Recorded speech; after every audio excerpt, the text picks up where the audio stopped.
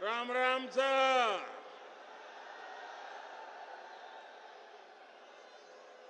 मैं सबसे पहले तो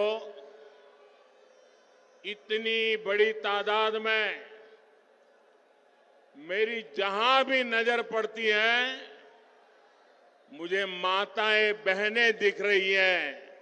मैं उनको विशेष रूप से प्रणाम करता हूं कि आप इतनी गर्मी में हम सबको आशीर्वाद देने के लिए इतनी बड़ी संख्या में आए हैं।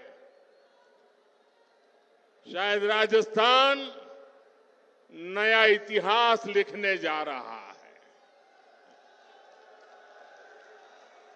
माताएं बहनें, मैं सर झुका करके आपको प्रणाम करता हूं। जय पुष्कर राजरी। परम पिता ब्रह्मा जी री जय। जय श्रीमन नारायण। सावित्री माता री जय। अजमेर, नागौर, ये क्षेत्र वीर तेजाजी महाराज और मीराबाई की आध्यात्मिक भूमि है। ये क्षेत्र राष्ट्र गौरव पृथ्वीराज चौहान जैसे शूरवीरों की शौर्य भूमि है। मैं इस महान धरती से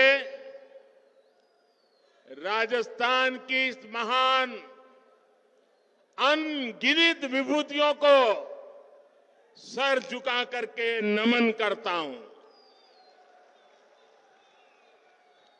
साथियों, आज 6 अप्रैल को ही भारतीय जनता पार्टी की स्थापना हुई थी। ये संयोग देखिए कि आज ही मुझे पुष्कर क्षेत्र में आने का सौभाग्य मिला है।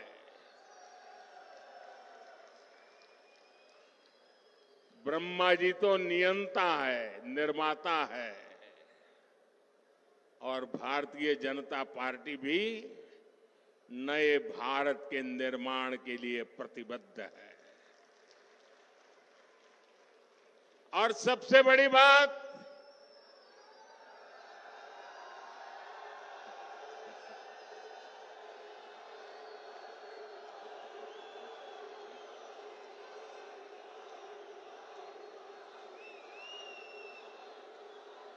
हमारा ये क्षेत्र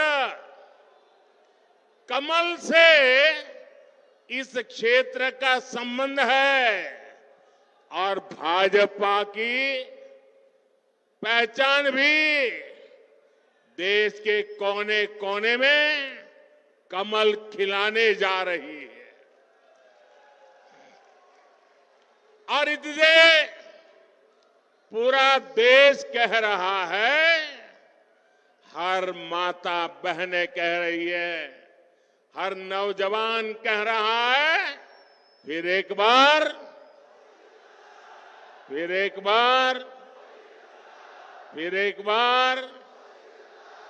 4 जून 400 पार। 4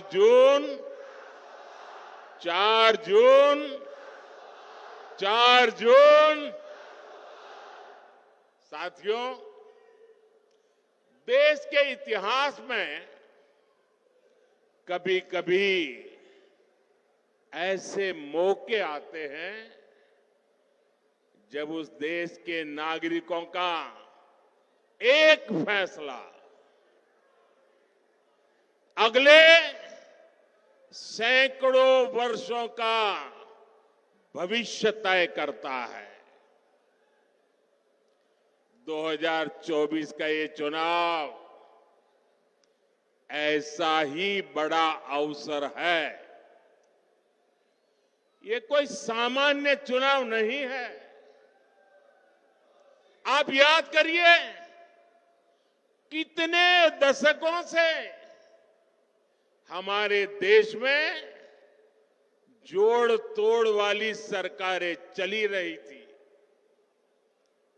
गठबंधन की मजबूरियां, हर किसी के अपने स्वार्थ, इस सब में देश का हित पीछे छूट गए थे। कांग्रेस के समय में गांव, गरीब, किसान, मजदूर, महिलाएं, युवाओं, इनका जीना मुश्किल हो गया था। हर दिन अखबारों में या तो घोटालों की खबरें छपती थी या आतंकी हमलों की खबरें आती थी।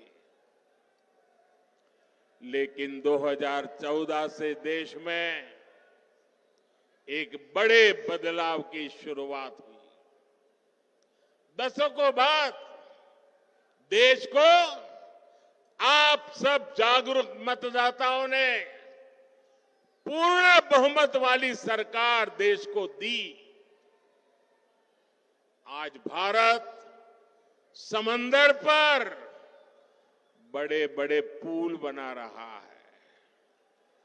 आज भारत पहाड़ों में भी सुरंगें बनाकर सीमा की सुरक्षा बढ़ा रहा है। अब जब अजमेर से वंदे भारत ट्रेन रफ्तार भरती है तो विदेशी भी हैरान हो जाते हैं। अब राजस्थान में एक से बढ़कर एक एक्सप्रेस वे बन रहे हैं, डेडिकेटेड फ्रेट कॉरिडोर बन रहे हैं।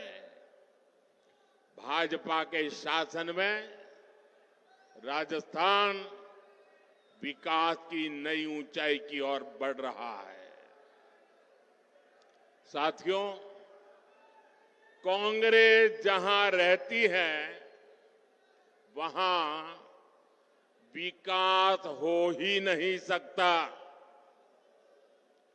कांग्रेस ने ना कभी गरीब की परवाह की और ना ही कभी वंचितों, शोषितों, युवाओं के बारे में सोचा।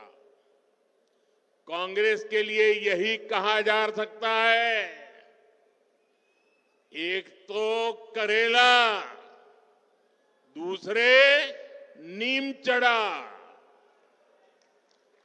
एक तो परिवारवादी पार्टी और दूसरा उतना ही भ्रष्टाचारी पार्टी। आप याद करिए, कांग्रेस सरकार में राजस्थान को लेकर कैसी खबरें आती थी। युवाओं के भविष्य से खिलवाड़ वाली पेपर लीक की खबरें आए दिन वही पढ़ने को मिलता था।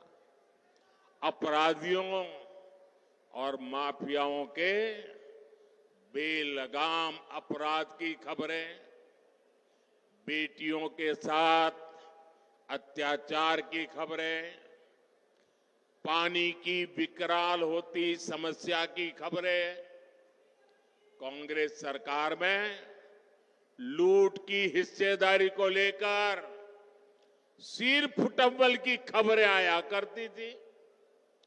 देश में राजस्थान की चर्चा केवल नकारात्मक कारणों से होने लगी थी, लेकिन जब से बीजेपी आई है अब चर्चा पेपर माफियाओं पर हो रही कार्रवाई की हो रही है।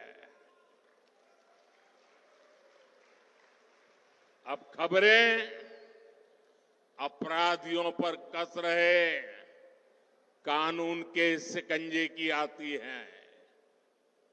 यहां भाजपा सरकार के आने के 100 दिन के भीतर ही वर्षों से लटकी ईआरसीपी पर सहमति बन गई है।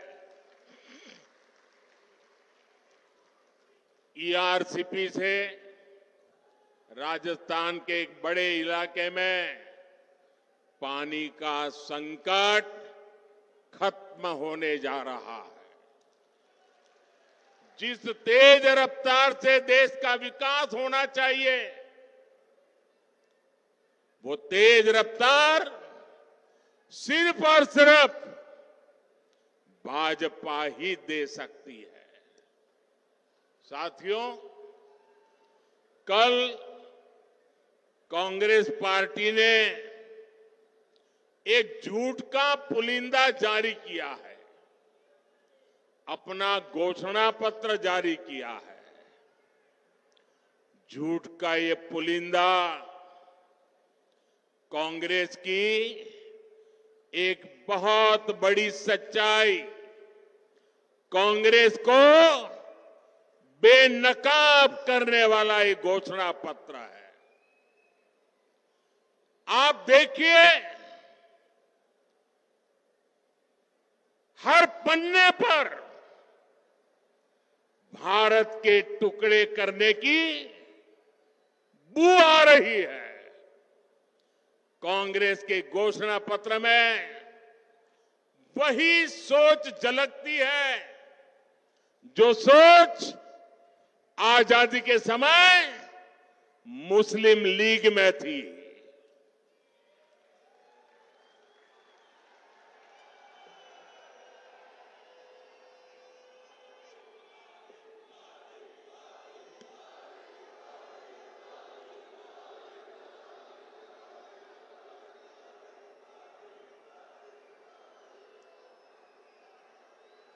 मुस्लिम लीग के उस समय के विचारों को कांग्रेस आज भारत पर थोपना चाहती है।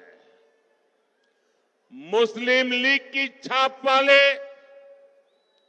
इस घोषणा पत्र में जो बचा खुचा हिस्सा था, उसमें वामपंथी लेफ्टिस्ट हावी हो गए हैं।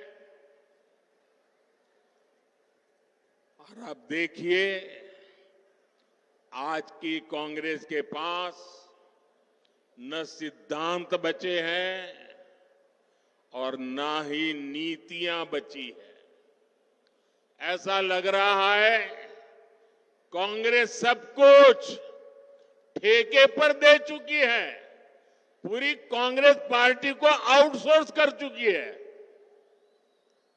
आप मुझे बताइए, क्या ऐसी कांग्रेस देश हित में कोई काम कर सकती है? देश हित में कोई काम कर सकती है? भाइयों बहनों, घोषणा पत्र देखोगे तो ये भारत को पिछली शताब्दी में धकेलने का एजेंडा लेकर के आए हैं। क्या हमें आगे जाना है कि नहीं जाना है? आगे जाना है कि नहीं जाना है? आगे बढ़ना है कि नहीं बढ़ना है? क्या भारत को पिछली शताब्दी में धकेलने देंगे? साथियों, गरीब और वंचित वर्ग की तरह ही कांग्रेस ने कभी नारी शक्ति की परवाह नहीं की। मेरी माताएं बहनें, आपकी ये जो जागरूकता है ना, ये कांग्रेस को उसके पिछले अनेक दशकों के पाप का जवाब मांगने के लिए तैयार हो गई है शक्ति। आजादी के बाद पीढ़ी दर पीढ़ी देश की करोड़ों बेटियों का जीवन कष्ट में बीता, तो उसके लिए जिम्मेवार कौन है? उसके लिए जिम्मेवार कौन है? इसके लिए जिम्मेवार कौन है? ऐसी कांग्रेस को सजा मिलनी चाहिए कि नहीं मिलनी चाहिए? ऐसी कांग्रेस को सजा मिलनी चाहिए कि नहीं मिलनी चाहिए? 19 अप्रैल और 26 अप्रैल कमल पे बटन दबाकर ये कांग्रेस को कड़ी सजा देने का समय आ गया है। आप सोचिए, शौचालय के अभाव में बहनों बेटियों को पीड़ा और अपमान झेलना पड़ता था। हमारी माताएं बहनें प्राकृतिक विधि के लिए या तो सूर्योदय के पहले जाना पड़ता था या तो सूर्यास्त का इंतजार करना पड़ता था और दिन भर मेरी माताएं बहनें पीड़ा झेलती थी। क्या ये पीड़ा उनको महसूस नहीं हुई? मैं गरीब मां का बेटा हूं।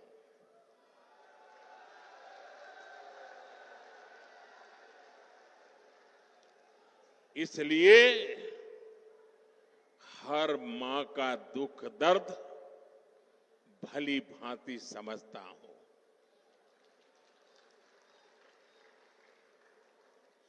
करोड़ों गरीब परिवार की बहनों को धुएं में खाना पकाना पड़ता था और जब वो धुएं में खाना पकाती है ना, तो एक दिन में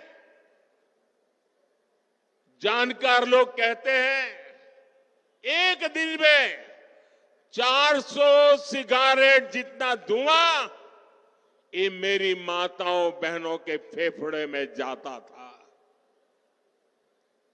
क्या इन माताओं बहनों को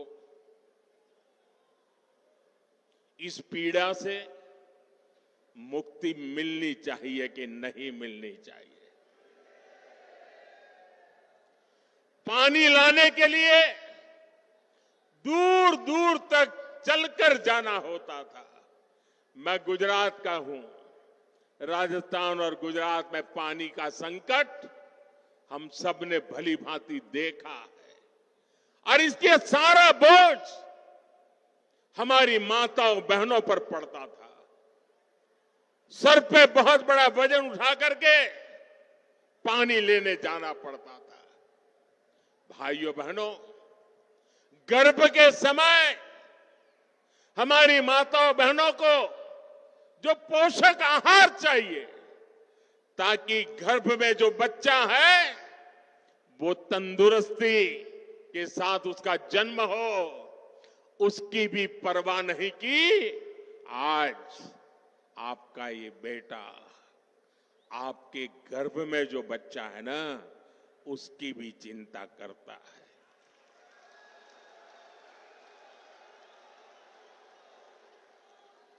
करोड़ों बहनों के पास बैंक का खाता नहीं था। अगर कहीं से थोड़े बहुत पैसे बचा लिए तो या तो अनाज के डिब्बे में रखना पड़ता था। आज मोदी ने इन माताओं बहनों के बैंक में खाते खुलवा दिए। आप देखिए समाज की क्या स्थिति थी। अगर परिवार में खेत है तो पुरुष के नाम पर, घर है तो पुरुष के नाम पर, गाड़ी है तो पुरुष के नाम पर, दुकान है तो पुरुष के नाम पर, और अगर पति नहीं रहा तो बेटे के नाम पर। हमारी माताओं बहनों के नाम कुछ नहीं होता था। और ये आपका बेटा मेरी माताएं बहनें, इस आपके बेटे ने तय किया कि पीएम आवास के जो मकान देंगे ना, वो महिलाओं के नाम पर होंगे।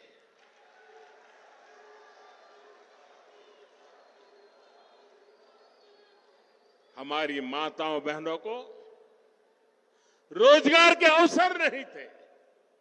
बहुत सारे क्षेत्रों में महिलाओं के लिए दरवाजे बंद थे।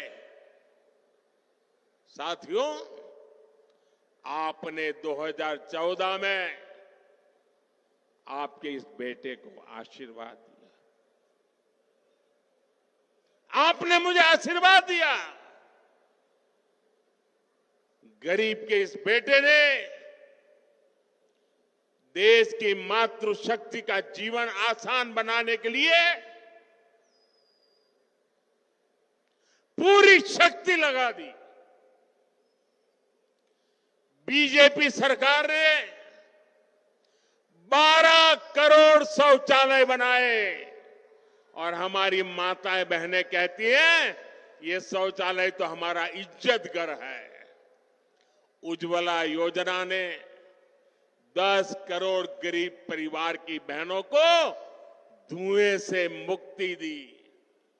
गरीबों के जो 4 करोड़ घर बने उसमें से ज्यादातर घर महिलाओं के नाम किए। 11 करोड़ परिवार की बहनों के घर पहली बार नल से जल पहुंचा है। गर्भवती महिलाओं को पोषण के लिए उनके खाते में सीधे 15,000 करोड़ रुपए भेजे हैं ताकि गर्भ में बच्चा तंदुरुस्त हो। हमने 25 करोड़ से ज्यादा बहनों के जनधन बैंक खाते खोले। मुद्रा योजना ने बिना गारंटी का ऋण पाने वाली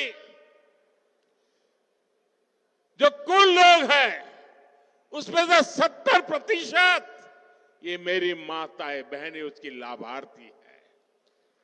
हमने पिछले 10 साल में 10 करोड़ बहनों को स्वयं सहायता समूहों से जोड़ा, सेल्फ हेल्प ग्रुप से जोड़ा। हमने 1 करोड़ बहनों को लखपति दीदी बनाया है। और मेरी माताएं बहनें, आप मुझे भरपूर आशीर्वाद दीजिए। मेरा सपना है 3 करोड़ माताओं बहनों को मैं लखपति दीदी बनाना चाहता हूं। भाइयों बहनों, ये हमारा राजस्थान वीर माताओं की भूमि है। यहां गोद में जो बच्चे पलते हैं ना, तो वीर माताओं के संस्कार से वीर बच्चे पैदा होते हैं। सेना में जाइए, मेरे राजस्थान की चमक दमक, और सिर्फ वो चमक दमक वो लंबी लंबी मूछ वाले नौजवानों के कारण ऐसा नहीं, ये वीर माताओं के कारण है। ये वीर माताओं के कारण है। लेकिन बेटा तो सेना में जा सकता था, ये मेरी वीर बेटियां नहीं जा सकती थी। मोदी ने वो दरवाजे भी खोल दिए हैं। मेरी बेटियां सेना में जा रही है। मैंने सैनिक स्कूल के दरवाजे खोल दिए हैं। गर्भावस्था के दौरान जब उस बच्चे को मां की सबसे ज्यादा जरूरत होती है, लेकिन वो रोजी रोटी कमाने के लिए कुछ ही दिन में नौकरी पर चली जाती है, छोटे से नन्हे बच्चे को छोड़ के जाना पड़ता था। ये दर्द भी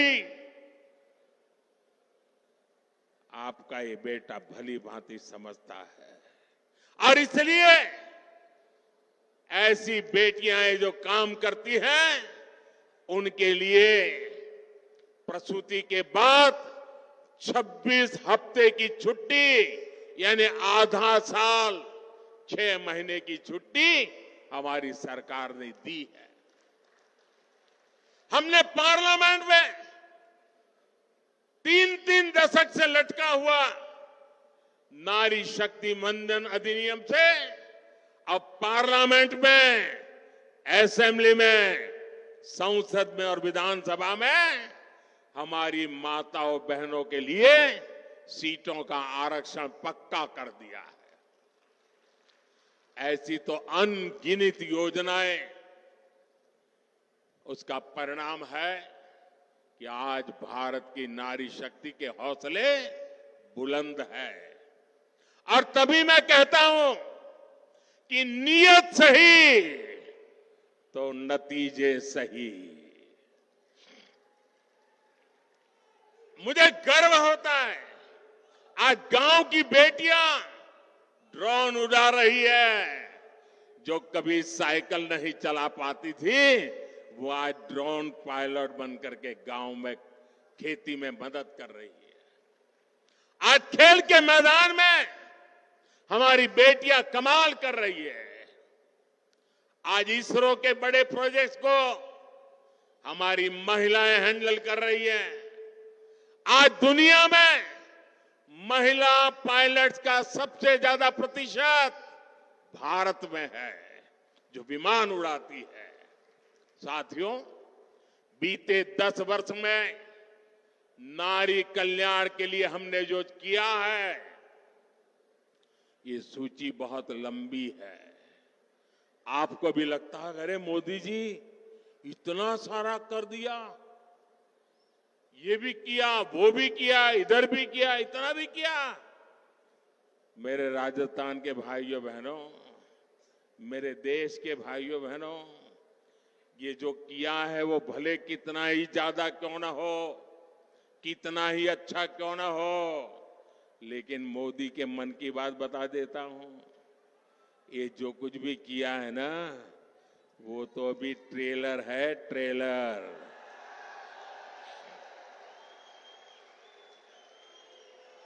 अभी तो हमें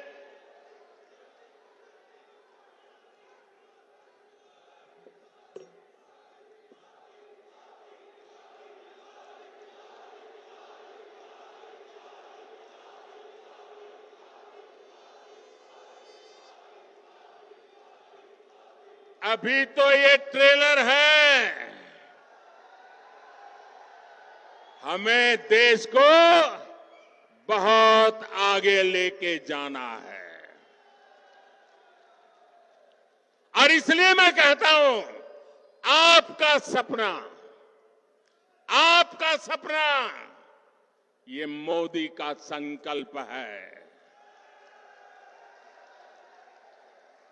हमें 2047 तक भारत को विकसित बनाना है। हमें भारत को दुनिया की तीसरी बड़ी आर्थिक ताकत बनाना है। हमें हर प्रकार से भारत को आत्मनिर्भर बनाना है। ये तभी संभव होगा जब देश की आधी आबादी की भागीदारी का विस्तार होगा। माताओं, बहनों, बेटियों का सुख, सुविधा, सम्मान, सुरक्षा और समृद्धि, ये मोदी की गारंटी है। और इसलिए देश की नारी शक्ति भी कह रही है, मोदी को जिताएंगे। हर नारी कह रही है, हर नारी की गारंटी है। साथियों, मोदी आप सबके बीच से आप ही की तरह एक सामान्य परिवार से उठ करके आया है। आज भाजपा का स्थापना दिन मनाया जा रहा है। मुझे कमल के फूल भेंट में दिए गए हैं, लेकिन एक जमाना था मैं भी आप ही की तरह बूथ पे काम करता था, लोगों के घर पे झंडा लगाने जाता था, दीवारों को चित्र पेंट करता था, कभी पोस्टर लगाने जाता था, कभी जिंदाबाद जिंदाबाद के जहां जुलूस निकालता था। आप ही के बीच से निकल करके आज मैं आपके यहां पहुंचा।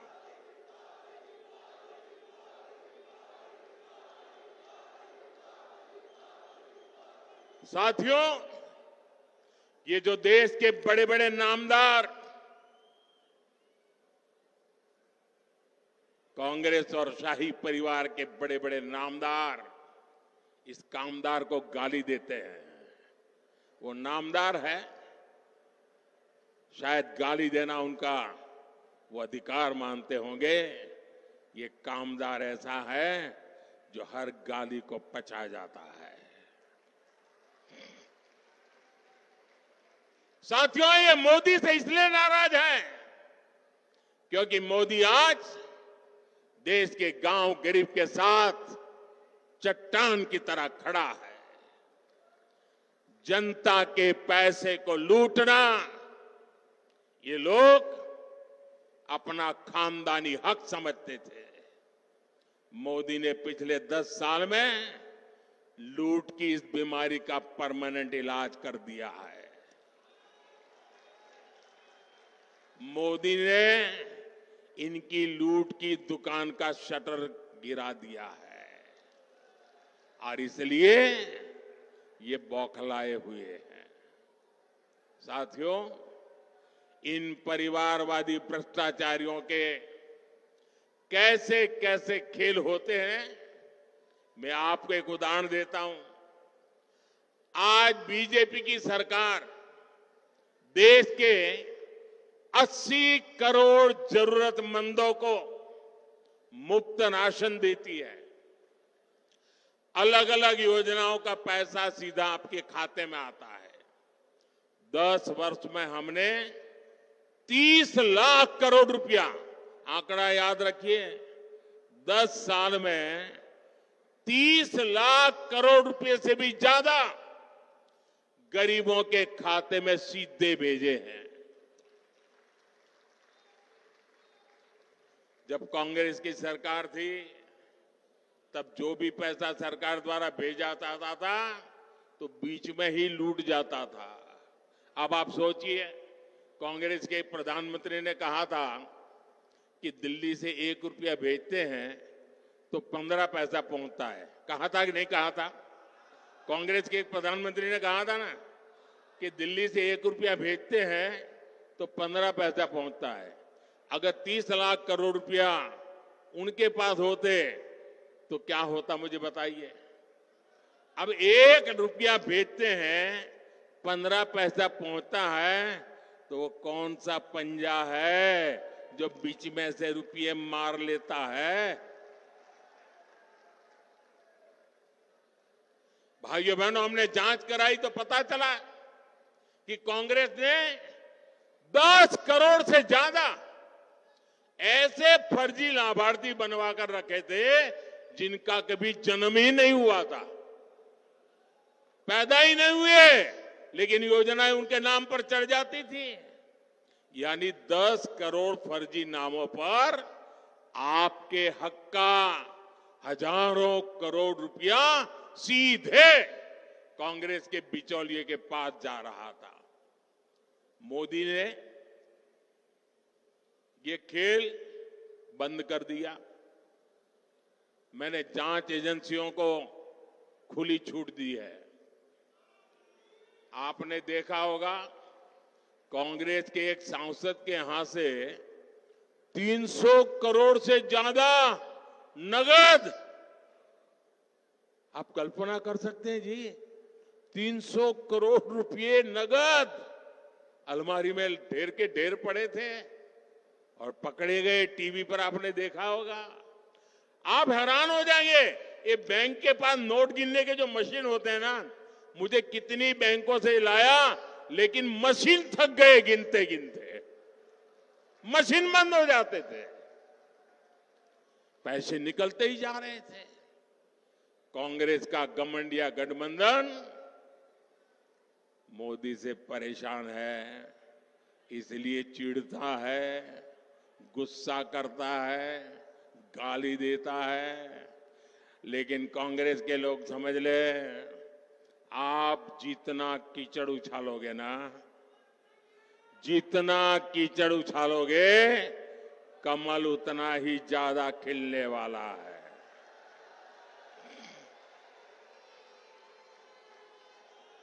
और आप देखिए, मैं कहता हूं भ्रष्टाचार हटाओ, वो कहते हैं भ्रष्टाचारी बचाओ। अभी देखिए, कांग्रेस पार्टी चुनाव जीतने के लिए रैली नहीं कर रही है, भ्रष्टाचारी को बचाने के लिए रैली कर रही है। ये कितना भी बोलते रहे, भ्रष्टाचार के खिलाफ मोदी की लड़ाई जारी रहेगी। मुझे बताइए, मुझे लड़ाई जारी रखनी चाहिए कि नहीं? इस देश से भ्रष्टाचार जाना चाहिए कि नहीं? भ्रष्टाचार खत्म होना चाहिए कि नहीं होना चाहिए? आपके आशीर्वाद है ना? आपके आशीर्वाद है ना? आपके आशीर्वाद है तो मैं लड़ता रहूंगा। और भाइयों बहनों, मेरी सरकार का तीसरा कार्यकाल बहुत दूर नहीं है। पहले 100 दिन में भ्रष्टाचार के खिलाफ बीजेपी सरकार और भी बड़े फैसले लेने जा रही है। मैं तैयारी करके बैठा हूं, सारी तैयारी शुरू कर दी है। और इसलिए मैं कहता हूं, 10 साल में जो कार्रवाई देखी वो तो ट्रेलर है, अभी तो बहुत कुछ होना बाकी है। साथियों, राजस्थान में आने वाली 19 अप्रैल और 26 अप्रैल को मतदान होगा। अब आप देखिए, राम मंदिर बना, आप लोग खुश है कि नहीं है? राम मंदिर बना, आप लोग खुश है कि नहीं है? आपके मन को शांति मिली कि नहीं मिली? अब मुझे बताइए, चलो भाई राम मंदिर बन गया, लेकिन उसकी प्राण प्रतिष्ठा में जाने का विरोध करना, यह शोभा देता है क्या? इतना ही नहीं, अगर कोई प्राण प्रतिष्ठा में आ गया तो उसको कांग्रेस पार्टी से 6 साल के लिए निकाल दिया। क्या इस देश में ऐसा हो सकता है भाई? प्रभु राम के बिना आप देश की कल्पना कर सकते हो? हमारे यहां तो सुबह शाम मिलते हैं तो राम राम सा करके शुरू करते हैं भाई। और अंतिम विदाई में भी राम बोलो राम से ही जाते हैं जी। उस राम के खिलाफ इतना गुस्सा मेरे दिमाग में नहीं बैठ रहा है भैया। प्रभु राम अपने घर विराजे, और ये रामनवमी आ रही है, सज धज के लोग मनाने वाले हैं। हम देखते हैं कितना विरोध करते हो।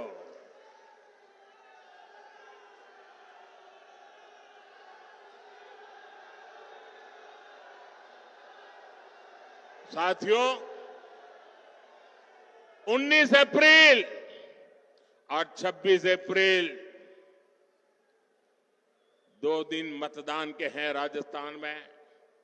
इस बार भारतीय जनता पार्टी ने अजमेर से हमारे साथी भागीरथ चौधरी जी को एक बार फिर उम्मीदवार बनाया है, और नागौर में मेरी छोटी बहन ज्योति मिर्धा जी ने जिम्मेवारी संभाली है। इन दोनों प्रत्याशियों को आपका एक एक वोट मोदी को मजबूत करेगा।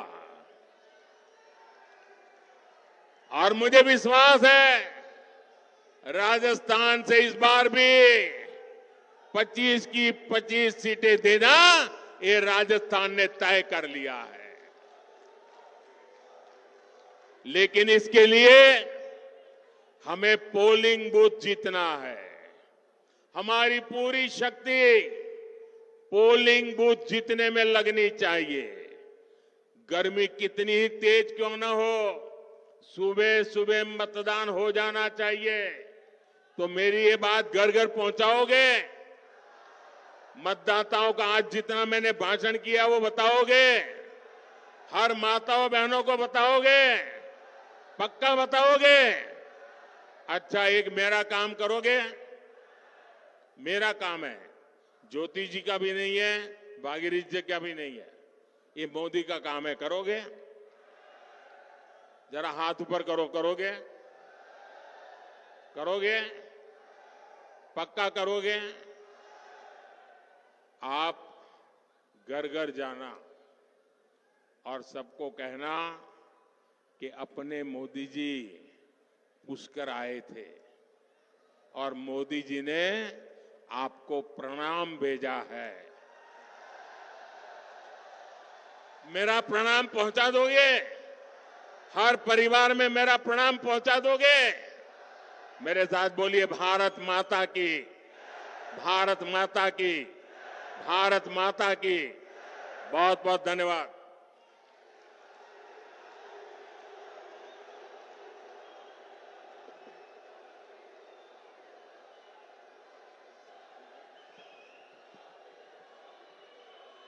विकसित और सशक्त भारत के लिए सतत कर्म करने वाले ऐसे कर्मयोगी नरेंद्र भाई मोदी जी की गारंटी पर पूरे देश को विश्वास है।